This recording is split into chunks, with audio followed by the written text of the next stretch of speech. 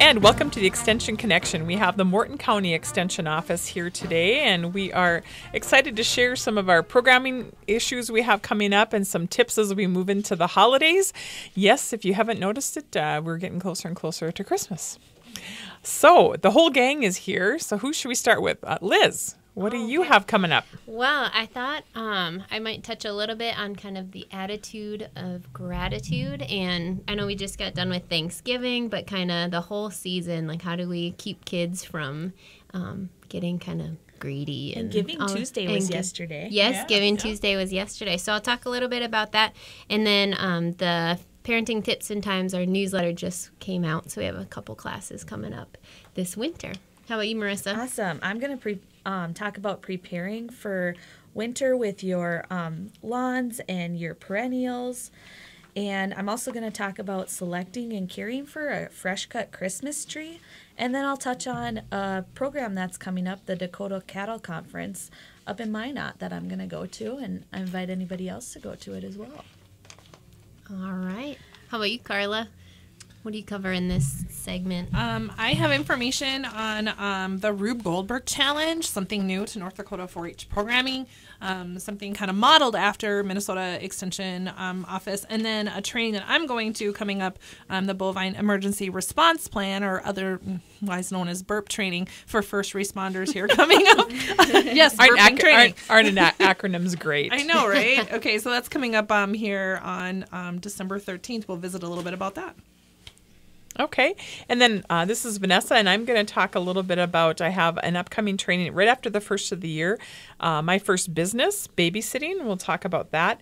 I have some open slots tomorrow yet for my Part D, for Medicare Part D counseling. So if you're interested in that, you listen in for more information about that. And then also being able to enjoy, we're going to talk a little bit about being able to enjoy our holiday without so much waste. We are awful when it comes to waste. I thought you were going to say weight. Oh, well, we already had that conversation. That's our other waste. Yeah. We'll talk about that in January. Okay? Okay, yeah.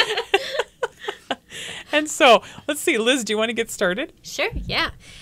So we think a lot as we start Thanksgiving, like I said, with that attitude of gratitude and asking people, what are you thankful for, right? You hear a lot of people saying, what are you thankful for? We see it on different news shows or whatever it might be. So asking people to name something they're thankful for actually has a purpose, right? So the season of giving is upon us, and that actually gives an opportunity to practice a skill, because being gracious or having gratitude is a skill you have to continue to develop. So we have some tips on how you can develop that with your kids, especially. So the first one is just simply showing appreciation to your children. So kind of that whole modeling the behavior you want to see, right? So make sure you slow down, observe them, right? Point out what you're grateful for and what you appreciate that your kids do, or just characteristics about themselves.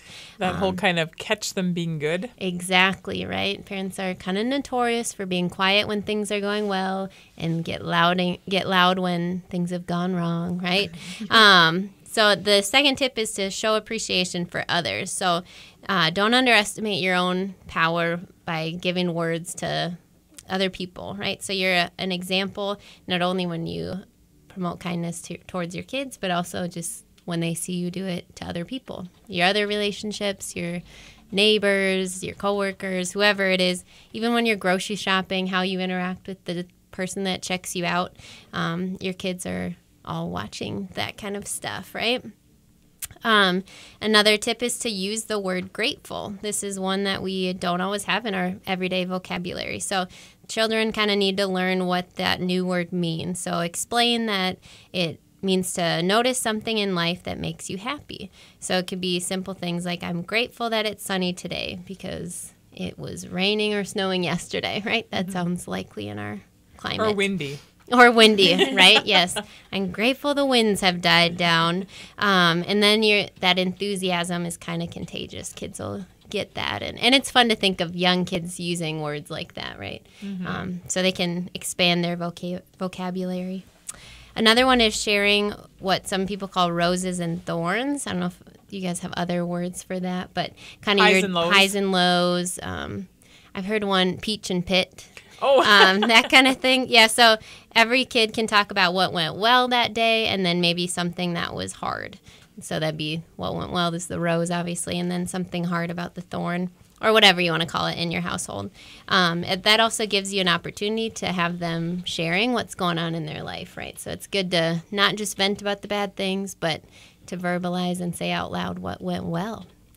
Emphasize your presence over presence. Now, that's on the radio, so it's hard to tell which one I'm saying. But your physical presence versus your gifts or, the things that are wrapped up under the tree presence.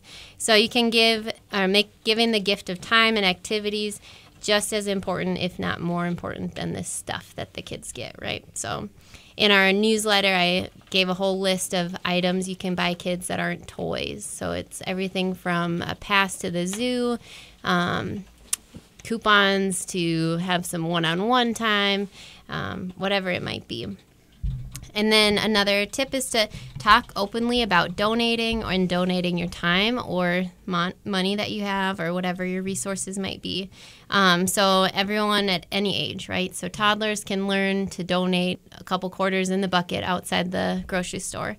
And then older kids can learn to bake cookies. You have too many cookies, give them to a neighbor, right? All those kinds of things. I think not only does it feel good to see your kids learning to be grateful by you demonstrating it, but it feels so good to be grateful and gracious when you're doing these extra things like donating and things like that. Yep, exactly. And it just really is building those habits, I remember Oprah Winfrey saying that when she learned to be grateful in life, that's when really things started to happen for her. So you get to be grateful for what you have, and that's when things start to go right. Yeah, when sometimes people hesitate to give away things, but it does seem that when you start giving, you somehow have more. You get more. I mean, you feel better, you get those good feelings about giving, but also it just kind of happens. You have that good It seems vibe. to always come full circle. It does. Full You give circle, yep. something and someone gives back to you, Yep, exactly. even when we don't expect it. Right.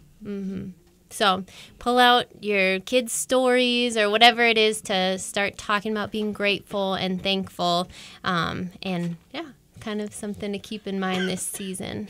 Well, and sometimes it can be even being creative in gifts, pulling out games that you have stashed away in the closet that you haven't played in a long time, wrapping them up and putting names on them, and now it becomes something else again that we can remember, or maybe a fun puzzle that you can start over a weekend or over the holidays, or something that you can work on together. Yes, yeah, exactly. Well, I know a lot of people, you see in different blogs or Facebook or wherever, there's lots of ideas of how to kind of shift kids from making that whole long list of stuff that they want. So, you think some of them I've heard is like give your child something they want, give them something they need, something they can wear, and something they can read.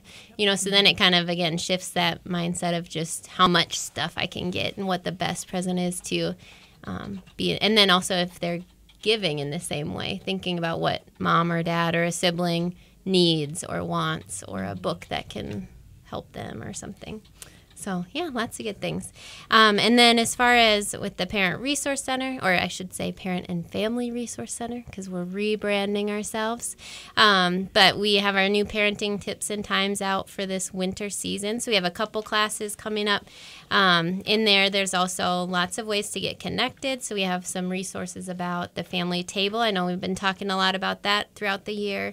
But connection to the local library, all sorts of ways that you can kind of get connected and have somewhat of a stronger network as you're parenting your kids. Liz, if I'm not currently getting the newsletter, how do I do that? Well, you can do it in lots of ways. You can follow us on Facebook or check the website. You can also just email me. So it's just liz.larson with an O-N at ndsu.edu and say, hey, I want to be on the newsletter list. You can get it via mail or email. So all that kind of thing. And with that, we're going to take a quick break and we'll be back with Extension Connection. Right now, 45. Dave Ramsey is heard here. Super Talk 1270. And Welcome back to the Extension Connection. This is Carla, 4-H Youth Development Extension Agent, and I have a really fun topic for us here this morning. Something new to North Dakota 4-H, and it's called the Rube Goldberg Challenge. And for those of you out there who don't know who Rube Goldberg is, he's actually a Pulitzer Prize-winning cartoonist who is best known for his cartoons of complicated machines doing simple tasks, which is pretty cool. Jim shaking his head like, yep, he knows who it is. That's awesome. Get on your phone and Google it. Exactly. Because it's really fascinating. And, you know, actually right now there's a pizza commercial out there that uses a lot of Rube Goldberg. Oh, yeah. Yeah, that's pretty cool. So All of us old geezers who remember the board game Mousetrap, that was based on there Rube you go. Goldberg. Definitely. Yep. So imagine Mousetrap, or if you're watching television, you've seen the pizza commercial where they go around in a circle and different things to cut the pizza at the end. It's pretty cool. Actually, the little pizza cutters roll down a little ramp. It's really neat. Anyways, I could go on and on. But anyway, the machines are called Rube Goldberg machines, and they're now part of a nationwide contest. And Minnesota Extension Service actually does a great job of a Rube Goldberg challenge at their state fair every year. And for the last, I believe, 3 years. Marissa, probably more familiar with this. No? I'm not. Okay. Purdue University does it in Indiana. I've been to it. Okay. So Purdue University and the Minnesota State Fair, the Minnesota Extension Service, actually has a contest for this, and now we're adopting that here in North Dakota. So we're pretty excited. And of course, we know that science, engineering, technology, and math are all playing a crucial role in today's society. And in 4-H, young people are nearly 2 times more likely to participate in science, engineering, and computer technology programs during out-of-school time, according to a study done by Tufts University. And so 4-H plays a big part in getting kids involved in STEM. And so this year, North Dakota is going to follow Minnesota's example, and we're organizing a Rube Goldberg contest for the 2018 North Dakota State Fair. The Rube Goldberg Challenge has youth not only employ physics and engineering, but humor and storytelling as well. Just example of a Rube Goldberg machine is popping a balloon. So you have to have 10 steps in order to pop the balloon. You can't just simply take a pin and pop the balloon. So you might use pulleys and you might use wedges and different things along the process to be able to pop the balloon. So again, you're making a simple task complicated. Yeah, very kind of cool. using physics and using inertia. And Yeah. So part of the contest also involves a journal where teams will write about what they did each time they met to work on a machine. One of the best things about the Rube Goldberg machines is that materials can be any junk item you find around town or in your house, so the activity is actually really low cost. Your dad's shop, that's where I would go. He's got all kinds Grandma of and stuff. just Grandpa's around. basement. Exactly. your junk drawer. Yep, Aunt Carla's crafty bin, all that kind of stuff. So requirements for Rube Goldberg teams is a team must have at least 3 youth team members, but not more than 10. Each team must have at least 2 adult volunteer leaders. So they're there just to question and help guide through, but not do the project. That's all youth. There's going to be a junior and a senior division contest. 4-H members in high school or above cannot be team members, but they can work with a team as a youth mentor. And any team can sign up to compete at the 2018 State Fair, North Dakota State Fair. The teams do not have to win at a county contest. We are not 100% sure of the date yet. We're still trying to find a location at the State Fair Center in order to hold this event, but it's pretty exciting. I know we've had numerous trainings on Rube Goldberg, and I was just at a national meeting where Minnesota actually presented on Rube Goldberg and how it really has advanced their 4-H program. So very exciting. When we discussed Rube Goldberg starting last year, I went online and I found this super cool activity that you can do. It's on pbskids.org. And I mean, I'm 20-some years old, and I had a lot of fun going through and figuring out how the ball was going to roll. Yeah. So we'll post that on our Facebook page if you want to check that out. Mm-hmm.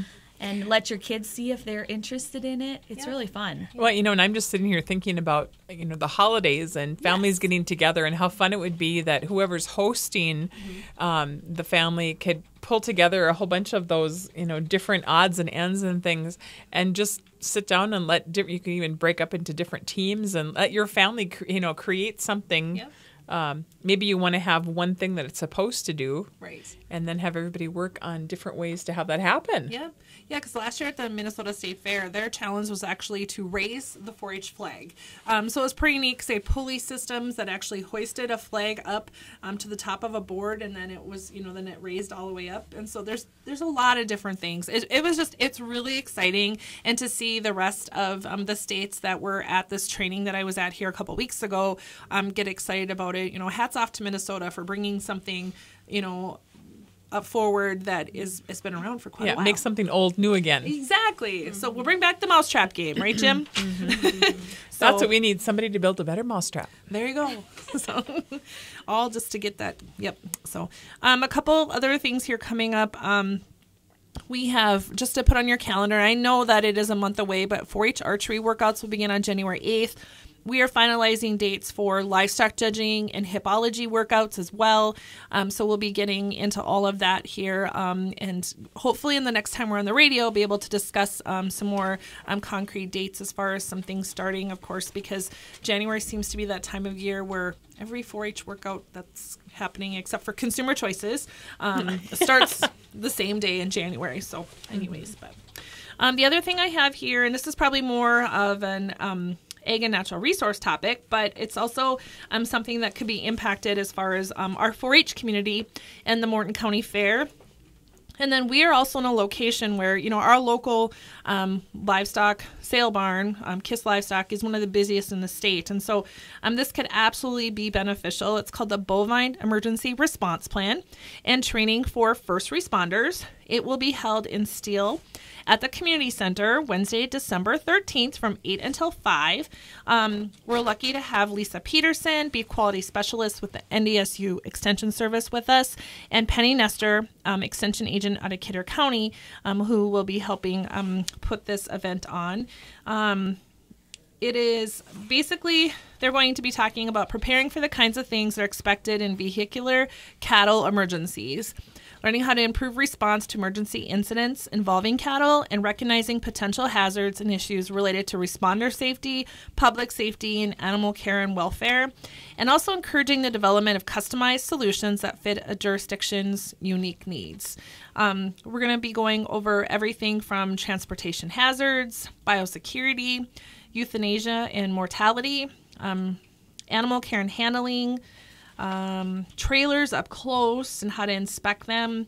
Just a lot of really great information. They recommend this training for law enforcement, fire and EMS, emergency management officials, public safety officials, educators, and veterinarians. But if there are other folks out there interested in attending this training, I am going to go. And so we already have a vehicle headed that way. And I would be happy to have more in the vehicle with me. The cost is $75 per person, but if we get enough to go, the organization discount for more attendees is $50 a person. So if you're interested, contact the Extension office, 667-3340. And again, a great day of training. There's actually some hands-on. They'll be breaking out and doing some practical part of it. And so pretty interesting, I think. Where is this going to be held? Maybe you said, and I Sure. didn't hear it. Yep, in Steele. I'm here just 40 miles, about 45 from here. Steele, North Dakota at the Steele Community Center. And again, it's Wednesday, December 13th from 8 until 5. And so, what interests me about it is because we have cattle out at the Morton County Fair. And then as I was visiting with Lisa Peterson, and she mentioned, Kiss Livestock. And then she mentioned, the interstate we have, busy right through Bismarck Mandan here. And so it could be pretty beneficial, and so I'm kind of excited about it. Kind of a little out of my element, but I'm excited to gain some additional knowledge with that. So so that's coming up here December 13th. So otherwise, that is really all I have right now. I know Vanessa and Marissa have quite a bit, and Marissa's going to talk about trees, and I'm excited about selling trees with her, or for the Mandan Lions here coming up tomorrow. So I'd be interested to hear what she has to say. But Vanessa. Well, I'll take over. This is Vanessa, and I'm Family Consumer Science Agent here in Morton County. And a couple things. I have one thing that's coming up tomorrow, actually, and we've talked about it before. Medicare Part D is the part of your Medicare plan that covers your prescription drugs, hence the D.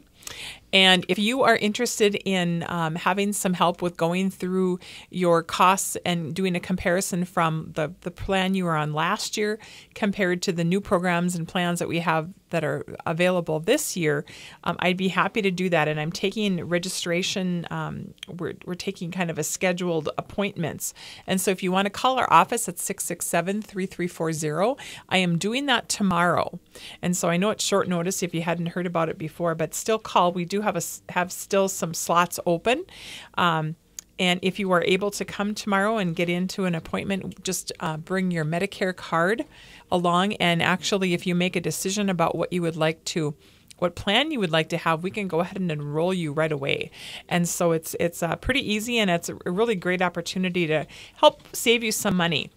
That's like a one-on-one appointment with you, Yes. right? Yeah, Yes. right. Or I suppose if maybe you and a spouse wanted to come together, Right. you could. But what a great opportunity to have just a moment to sit down and kind of figure out where you're headed for the year. with all Yeah, of because that. we put in all the prescription drugs that you are currently taking, and actually, I've had some folks that aren't on any prescription drugs, but they still need to have a plan, and so we can help you find the one that would be the least expensive for you, the best option, so that if you do, end up having an antibiotic or something like that, you would still be covered. So it's really amazing. It's pretty interesting. The program that we use, we just put in your prescription drugs, and then it comes up with those plans that are the best for you and those that are accepted here in North Dakota. And so it doesn't take long, but it's kind of a great service. And I really, everybody that I've talked to has saved at least $400 all the way up to $7,000. And so it's worth looking into. But we're going to take a quick break, and then we'll be back with the Extension Connection. Right now, 45. The Red River Farm Network. Ag News is here on Super Talk 1270. And welcome back to the Extension Connection. This is the Morton County NDSU Extension Office. And right before the break, we were talking about the Medicare Part D counseling that I'm doing tomorrow. Again, you can call our office at 667-3340 if you'd like to make an appointment. And I sure would like to have my whole day filled. Yes. You Yeah. have quite a few signed up, don't you? A few, yeah. But I still do have some slots, so don't hesitate to call, and I'd be happy to visit with you. Another thing I have coming up in 2018, can you believe it? I can't believe you're talking about it I already. know. Well, the second day of 2018, January 2nd, I'm going to be offering my first business babysitting class, and this is for youth that are ages 11 to 15. And this is an opportunity for them to learn how to develop their babysitting business. So it's really going to be focusing on their business, their leadership skills, helping to make sure that they are safe along with the children that they are caring for, that they will be safe. So we do some basic child care skills. We have practice, and we also learn some first aid, talk about emergency situations, those kinds of things. But we'll be focusing on trying to get them started in their business, and so that's really a fun day. What age can you start babysitting? 11 is kind of at the bottom of the list. Yeah, Okay. I mean just the cusp. And in fact, we talk about, if we have somebody who is just 11 who's coming to the class, and actually any of them, we talk about starting slow, that you want to make sure that you, perhaps your first job is going to be watching one child, and it's going to be watching a child who can verbally visit with you, who you can play with, and perhaps even having it be a neighbor, so that you have maybe your parent that's next door that can be your backup, or you bring that little person into your home. You're the person, the babysitter, the one that's in charge, but maybe you have another adult in the house at the same time. There's so much to learn. There is. I mean, it is a packed day. Babysitting seems so simple, and then you talk about all those things that you can learn. Oh, definitely. And that's what I think. Kids think, well, this will be easy. I'll just babysit. I'll make some extra money. But when you start having them, when they start beginning to think about that, I am responsible for this other person now, and I'm responsible for their safety. And so we talk about poisons, and we talk about things that can be in the home that can be dangerous, and situations, and who you call if if something comes up, or who you call even if you just have a question about something, or if somebody is sick, or all those kind of scenarios we kind of walk through to help them build that confidence, because they need to be confident in order to be a babysitter. My niece went through the class, I think, last summer with you. Yeah, that's right. She was all excited. She left. She was talking to her mom about, Mom, who in your office can I babysit for? And she was all excited. And she felt pretty prepared. There was a lot of great information. I was quizzing her on some of it. And, she learned a lot. So it's absolutely worthwhile to attend and bring your friends. Yeah, when you say that business aspects too is just how do you have those conversations with the parents and navigate, the payment aspects and what expectations are there, how many hours, do they expect you to clean up some along the way, all those different things. Yeah, and we talk about that. We talk about that, yeah. So that we also talk about how sometimes you might have a family that underpays you, and so then we talk about what are your options. As the babysitter, you have two options. You can have that tough discussion with that family and say, next time they ask you to say, my fee is really this. Or you can choose to just take what they give you. Or your other option would be just to say, you're not available. What is the going rate for a babysitter now anyway? It varies. It varies. And that's really the tough thing about that business, is that sometimes it depends on is it a family member, is it a close friend, is it somebody, maybe you're sitting for somebody who is a friend. In fact, they do like sharing services back and forth between families and those kinds of things. So it depends. And and granted, it's like if you get a family that is paying you more, those are the ones you want to go back to again. But but you have to remember all those other things in the same time, and what's appropriate, where you can go in their home, those kinds of things also, and to keep them safe. So even in advertising, like you were talking about, Carla, how we really don't want them. So we talk a lot about how do you get the word out, and so some of them will say, "Well, I'm going to put a sign up in the grocery store."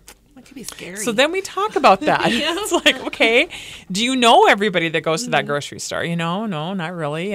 And so then we talk about what are some safer ways for them. In fact, I have seen this was a few years ago, but I had seen people babysitting.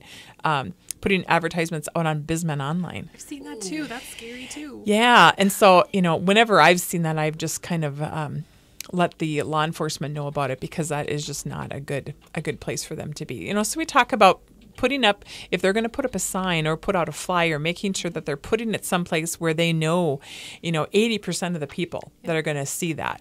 And, if they have more of a closed Facebook page, or, like you mentioned, wherever your parents work, that kind of thing, that they may have some connections or close neighbors, or, even sharing flyers within your block, that kind of thing. So all those things for them to think about, and how to spread the word, and how to do that. And also maybe, the old babysitters club kind of idea. We don't go that far, but we talk about how, having one or two friends that are also awesome babysitters, having them in your back pocket, because if one of your good customers calls and you're not available, you can say, you know what, I can't do that, but here's Beth's number, give her a call, because she might be able to help you out. And I did some like tag team kind of, where because we had families that had a lot of kids, and maybe we were younger, we weren't comfortable, so my friend and I would babysit 4 kids together. And then we just kind of split the money or whatever. It was a lot more comfortable too, because if you get more kids, it's just more hands is helpful. Well, yeah, I mean, when we talk about it, you can't have you can't keep an eye on everybody. Especially when you're just beginning. And kids are quick. You got to be watching every time. This is true. So, yes, so the class will be held on Tuesday, January 2nd, and that is a day when we don't have school here in the Mandan Public Schools. So, if you know of a youth between 11 and 15 who's interested in starting their own business, please call our office, and we can get you. We have a registration online, and so you can call our office, or you can look at our NDSU Extension webpage, and under events you can find the link to be able to register. There is a fee of $25, and the kids really go home with a whole bag of stuff. They get a great babysitting book that's a great resource for them. They get a babysitter bag that they're going to create with some things that they can take with them when they go on their different babysitting jobs. They also get a small little first aid kit that they put together and some other things to get them started in their business, some ways to keep track of their clients. Emma loved her bag. Oh, yeah. It is kind of fun. And so we talk about, Briefcase. Yes. Yeah. It's kind of like your soft-sided briefcase. Yeah. Get them started, though. Yeah. Okay. So the other thing I wanted to talk a little bit about was ways to get rid of some of that waste during the holiday. And I think there's a lot that we can all think about places where we go and there's food sitting out, lots of food, and it sits out for several hours, and then we really just have to throw it away, unfortunately. And sometimes it's a matter that we have maybe prepared too much, and it was more than the crowd that we were planning could really eat in that time. And so it's sometimes we have to look at the recipes, cutting the recipes, making them smaller portion sizes sometimes, creating that shopping list. And sometimes we can even do that by looking at the flyers, the sale flyers, and not necessarily purchasing if a bigger amount is a less expensive price. That doesn't necessarily mean that's going to be a good buy for you if it's something that's more perishable. Also avoiding those impulse buys when you're shopping, because of course they're going to have holiday things on sale right now, and if it's not really something you're planning to serve, even though it's a great deal, maybe we don't want to purchase that anyway. It's kind of like that old adage that even though you have a coupon for $10 off cat food, if you don't have a cat, it's still not a good deal. Just not a good deal. We don't need that one more box of chocolates. Yeah. Usually. Yeah, and even some of the big box stores where it's a better deal and you get a huger amount. Well, actually, what they're finding is that when families are buying those larger amounts, number one, it doesn't end up even getting in their pantry because they don't have room in the pantry for it. Because the shelves and the places that they would store their food doesn't hold the size package that they're getting. And so what happens, it ends up sitting on the counter. And then guess what? When it sits on the counter, we nibble on it and we eat it. So we eat much more of it than we would have had we been able to put it away. Oh, yeah. And so I know even like over the holidays, my sister had purchased a huge bag of craisins because that was like way less. I mean, she got like 3 or 4 times as much craisins for the same price as she would have if she'd bought, if she'd purchased a small package. But of course, she couldn't use all that. So then we're all taking little baggies of craisins home because it was more. But so if you have a way of dividing it up and doing that, that's a good way to do it. Another way to save on waste is to plan potlucks. This also saves time for you for cooking. It makes it a little bit less expensive for everybody because everybody just shares a little bit in that. And then instead of having all that food go to waste afterwards or having one person having to package it all up, everybody can take what they brought home again. Or you can also have everybody bring one container, one empty container, and Marissa's shaking her head yes. Yeah. Yeah, that's what we do. Everybody bring your containers and your Tupperware and fill up and then take home with you. Yeah, take what you want home. And if it's a hot meal, everybody can kind of create their own little meal and take it home, and then they have it for lunch for the next day or whatever it might be. But that's another really good way to kind of save some waste. When we think about guests, actually guests will take food, and on the average we waste about 25% of what we put on our plate. We don't finish what we have there. And so sometimes you can curb that by having smaller plates. So if you're doing like a buffet type style, have a smaller plate, have smaller serving sizes, and then or even having or serving spoons, or even having small taster spoons so that you could actually taste something before you take a big scoop of it. and then realize that maybe it's not your favorite. Just like at the ice cream shop. Yeah, there you go. There you go. Well, and I think we've all been at buffets like that where you kind of look at something and you think, oh, I think I'm really going to like that. And then you take a big scoop of it and it's like, oh, there's a spice in there I don't really care for. Right. You know, and then you end up leaving it because that wasn't your favorite. So, you know, tasting spoons, smaller serving spoons, smaller plates, you know, just have people get up and go back more times can be something you can think about. And then the 2-hour rule. Any food that's supposed to be kept cold or kept hot shouldn't be at room temperature for more than 2 hours. And so if you have foods that are hot, you need to make sure you put them in some type of a crock pot or something to keep them warm, or serve smaller amounts. Or if it needs to be cold, put it on ice. And so with that, we're going to take a quick break and we'll be back with the Extension Connection. Right now, 45. On Twitter, Facebook, online, and YouTube. SuperTalk1270.com. All right, welcome back to Extension Connection. I am Marissa Lyer. I'm the A&R agent, and today I'm going to talk about preparing some for winter. So now it's really nice outside this November. We haven't got hit with snow yet. So if you haven't cut back your perennials yet, you should do that really soon before the snow hits.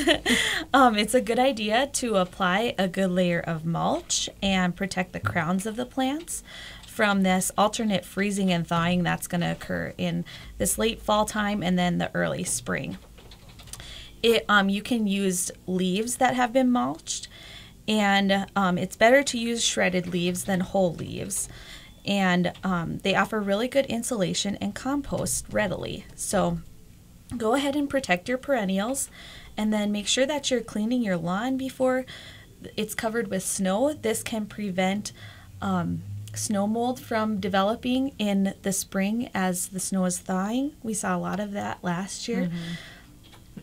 And it's a good time now to water plants that they are dormant, because if you're watering this time, do it in the mid part of the day when temperatures are above 40 degrees, and only enough where it's soaked up by the evening, because you don't want it to have standing water, which will turn into ice. I suppose I could water my trees too. Yeah, you can do that. Like I said, though, just make sure it's all absorbed up into the soil so you don't have that standing water and ice. With the mulch, can I put those leaves in a bag? Because I hate to get all those leaves on my rocks on my landscape. Can I put them in a garbage bag and then put the bag over? Yeah, that'll offer as much insulation as well. Okay, so that would keep it easier cleanup in the cleanup, spring. Yes. You just won't have that composting into your soil if you have it in the bag. You may also want to wrap your young trees and thin bark trees with commercial wrap from the bottom up to the first major branch. So if you do wrap them, though, don't forget to take it off in the spring. Wrapping this winter can prevent rabbit or rodent damage and can prevent sun scald, because even though it's cold in the winter, the sun still hits those trees and can create some damage there. It's also a great time, because it's still nice out, to take care of those nasty gutters. The leaves have all fallen already, most of them anyways. And so cleaning the gutters now should leave them functional the remainder of the winter. And then you just want to make sure that they're draining this fall, and so they're working properly in the spring when we have those thaws. And I suppose while you're up there cleaning the gutters, you could just well put lights up. There you go. Yeah. That'll work. Get in the Christmas spirit. And then just make sure that you're practicing safety. Yeah. Yes, yes. Don't use 3 ladders on top of one another. It's a buddy system. Yeah. Or that old wood ladder that you really should have thrown away a long time ago. Yeah, don't use that. So as we're talking about plants, we'll talk a little bit about selecting and caring for fresh cut Christmas trees. So we're all starting to decorate for Christmas. I know I've put up some of my decorations. Vanessa, you were talking about putting up some of yours. So for families, some like to cut and buy their live Christmas tree as part of their holiday tradition. And for some, maybe you want to start a new tradition. So either way, we've got a few tips for picking out and taking care of your trees. So if you have a nice tree in front of you, you think you got a good one, go ahead and run your finger up and down the branch, and the needles should not fall off easily. If you do, the tree has already started to dry out. And another way you can check if the tree has started to dry out is to shake it or bounce it on the ground lightly and see if you find a blanket of needles underneath. And if you do, you're probably going to end up with a Charlie Brown Christmas tree, and most of us don't want that.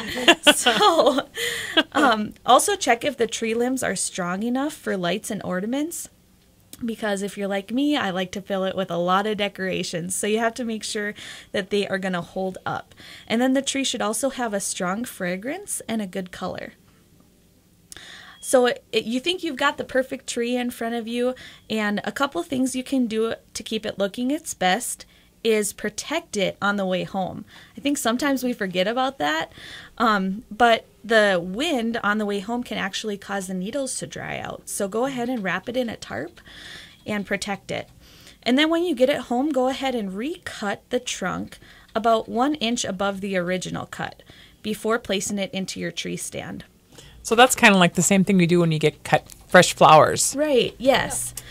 So that allows it to absorb water more readily that in the fresh cut rather than the older cut that may have already had time to heal. And then you can also just make sure that your tree base is supported and that there's no danger of it falling over. Don't set it near heat vents, fireplaces, or TVs. Not only is this going to dry it out faster, but it can cause a fire hazard. And most importantly, if you're getting a fresh cut Christmas tree, is providing it with water. So immediately when you get it in that tree stand, give it some water and never let it go dry. A tree stand should have a water basin that provides at least 1 quart of water for each inch of the trunk diameter. So if you have a 4-inch trunk diameter, you'll want at least 4 quarts of water in that trunk, in that base.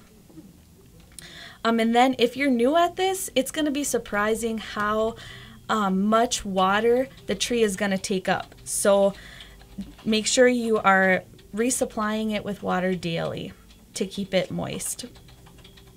And just remember to check your Christmas lights before you put them on the tree for any loose sockets that can create a spark. And make sure that you're not plugging too many strings of lights into each other. We actually recommend no more than 3 to avoid overloading a circuit. And then make sure you unplug them or turn off the light switch before you go to bed or leave the house. And then a well taken care of tree can actually last 3 to 4 weeks. Wow. So you could be getting it right now and it would be fine through Christmas. Yep. I'm thinking too that when you first put water in it, it's probably going to take more water initially than it will later on. Yes, especially during the first week. It'll take up a lot of water. Yeah, so that would be really the good time to keep checking on it. So get your kids on it. That's their daily job. There you go. Feed the dog, water the tree. Crawl under the tree, check it. Lastly, I'd just like to mention that the Dakota Cattle Conference is coming up next week, December 6th and 7th, and that's going to be in Minot. They're having a free cattle breeding workshop from 4 to 7 on Wednesday, December 6th, and that follows with a dinner and social. And Bob Weber, a beef genetics specialist from Kansas State University Extension, is going to be covering breed objectives, tools for selection, genomics, and building a better cow herd. And then on Thursday, they have an entire program from 9:30 to 5 that has some of our NDSU Extension specialists there. They also have Kurt Pate, who is going to be talking about better ranching through better stockmanship. And it's going to be an awesome program. We have one of our agents that's going to be talking about ranching in Kazakhstan. He's Brandon Bewer from Divide County, and he actually had an experience where he started up a ranch in Kazakhstan. Oh, cool. So he's got a really interesting story. So that's the Dakota Cattle Conference. Again, that's set for December 6th and 7th, and I'm going to go and take that in. That's in Minot at the Holiday Inn. And other than that, I also wanted to mention that we are going to be hosting the I-29 Moo University Winter Workshop January 8th in Mandan. So something else coming up in 2018. That's right. All right. Well, we're going to have to close up here quick. Just probably in our last parting notes, we probably want to everybody say go Bison this weekend. We're in the playoffs, and so everybody watch the Bison, and we will see you in 2 weeks with the Extension Connection.